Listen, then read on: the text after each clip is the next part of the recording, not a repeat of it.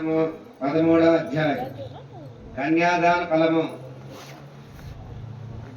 ఓ జనక మహారాజా, కార్తీక మాసంలో ఇంకను ఇదిగా చేయవలసిన ధర్మములు చాలా ఉన్నవి.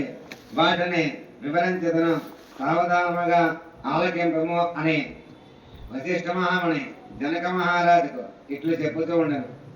కార్తీక మాసంలో నదీ స్థానం ముఖ్యమైనది. దానికంటే ఒక పేద బ్రాహ్మణ కుమారులకు ఉపనయనము చేయుట ముఖ్యము. ఒకవేళ ఉపనయనముకు ఖర్చులు మరియు భరించే శక్యము, మంత్రాక్షతలు, దక్షిణ తాంబూలము, సంభావనలు తృప్తిపరిచేయటం మరియు ఈ విధముగా ఒక పేద బ్రాహ్మణ బాలునికి ఉపనయనం చేసిన ఎడల ఎంతటి మహాపాపము చేసి ఉన్నాను, ఎంతటి దుష్కంఠమైన చేసి ఉన్నాను, ఎంతటి వ్యభిచారం చేసి ఉన్నాను, ఆ పాపములన్నీ తొలగిపోవును. ఎన్ని నూతులు తటాకములు ద్రవించను పై చెప్పినట్లుగా ఒక బ్రాహ్మణులకు ఉపనయనం చేసినందున వచ్చే ఫలము సరితూగవు. అంతకన్నా ముఖ్యమైనది కన్యాదానము. కార్తీక మాసమందు భక్తి శ్రద్ధలతో కన్యాదానం చేసిన ఎడల తాను తరించడియా కాక తన పితృదేవతలు కూడా ధరింపచేసిన వాడు అగుతారు.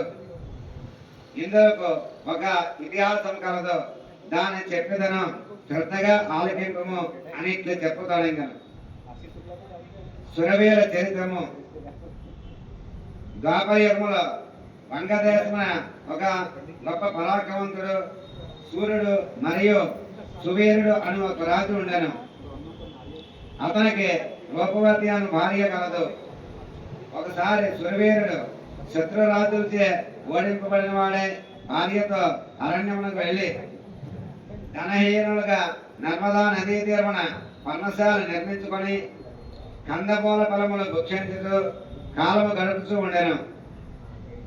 కొన్ని రోజులు అతని భార్య ఒక సాకరుని అతని ఆ బిడ్డను అతి గారాముగా పెంచుతూ ఉండెను. క్షత్రియ వంశం జన్మించిన ఆ సాకలే ఆహారాది సదుపాయములు సరిలేకపోతే కాక శుక్లపక్ష చంద్రుని వలె దినదిన ప్రవర్తమానముగా ఉండెను. అతి గారావంతో పెరుగుతూ ఉండెను.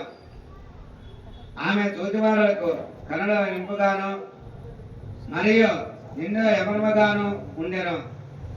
ఒక దినమున వానప్రస్థుడైన కుమారుడు బాలికను దాంచి ఆమె ఆనందంలో పరచుడై ఆ బాలికను తనచి తనకిచ్చి పెళ్లి చేయమని ఆ రాజును కోరగా, అందులకు ఆ రాజు, ఓ మునిపుత్ర, ప్రస్తుతం నేను కడు భేద స్థితిలో ఉన్నాను, అష్టదరిద్రములు అనుభవించుతూ ఉన్నాను. మా కష్టములు తొలటకు నాకు కొంత ధనం ఇచ్చిన ఎడల నా కుమార్తెను ఇచ్చి పెళ్లి చేసేదను అని చెప్పగా, తన చేతిలో రాగి పైసా కూడా ఏమీ లేకపోతే ఆ బాలికపై నన్ను మక్కువచే ఆ మునికుమారుడు నర్మదా నదీ తీరమున కుబేరును కూర్చి వారు తపస్సు ఆచరించను. ఆ కుబేరును మెప్పించి ధనపాత్ర సంపాదించను. ఆ రాజు ఆ పాత్రను తీసుకొని సంతోషించి తన కుమార్తెను మునికుమారునికి ఇచ్చి పెళ్లి చేసి నూతన దంపతులను ఇద్దరిని అత్తవారింటికి పంపాను. అట్లా మునికుమారుడు భార్యను వెంట పెట్టుకుని వెళ్ళి తల్లిదండ్రులను నమస్కరించి ఆనందమును జరిగను. వృత్తాంతము చెప్పి భార్యతో సుఖముగా ఉండెను. సురవీరుడు మునికుమారుడు ఇచ్చిన ధనపాత్రను తీసుకొని స్వేచ్ఛగా ఖర్చు పెట్టుకొని భార్యతో సుఖముగా ఉండెను. అట్లు కొంతకాలం జరిగిన తర్వాత ఆ రాజు భార్యామను మరొక బాలికను కరణం. ఆ బిడ్డకు కూడా యుక్త వయసు రాగానే మరలా ఎవరికైనా ధర్మమునకు అమ్మవచ్చునని ఆశతో ఎదురు చూస్తూ ఉండెను. ఒకనొక సారూపంగా నదీ తీరమున నుండి నర్మదా నదీ తీరమును స్నానం ఆచరించి వచ్చాను. దారిలో నన్ను సురవీరుని కలుసుకొని, ఓయో నీవెవరవు, నీ ముఖక్షము రాజవంశం చెందినట్టుగా జన్మించవలనట్టుగా ఉన్నావు, నీ అరణ్యమునందు భార్య బిడ్డలతో నివసించిన కారణం ఏమిటి అని ప్రశ్నించగా సురవీరుడు, ఓ మహానుభావ, నేను వంగదేశమున ఏలుతూ ఉండిన మహా సురవీరుడిని, రాజును. నా రాజ్యము శత్రువులు ఆక్రమించడిచే భార్య సమేతముగా ఈ అడవిలో నివసించుతూ ఉన్నాను. దరిద్రము కంటే కష్టమైనది లేవు, పుత్రశాపము కంటే గొప్ప దుఃఖము లేదు, అటులనే భార్య వియోగము కంటే గొప్ప సంతాపము మరొకటి లేదు. అందుకే రాజ్యభ్రష్టుడై అయినందున సకుటుంబముగా ఈ అడవియందు బ్రతుకుతూ నాకు ఇద్దరు కుమార్తెలు.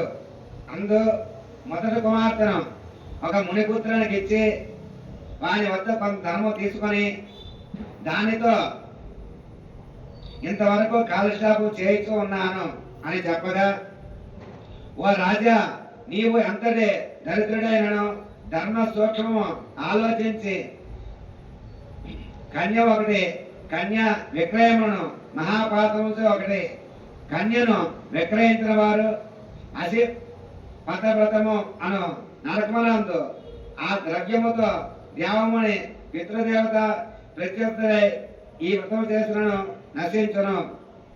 అదే కాక కన్యా విక్రయం చేసిన వారికి పితృదేవతలు పుత్ర సంతతి కలగకుండా శపించుతారు.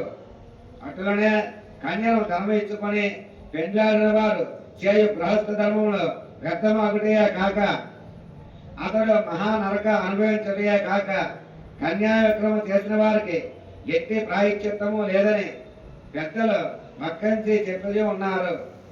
కావున రాబోయే కార్తీక మాసమున నీ రెండవ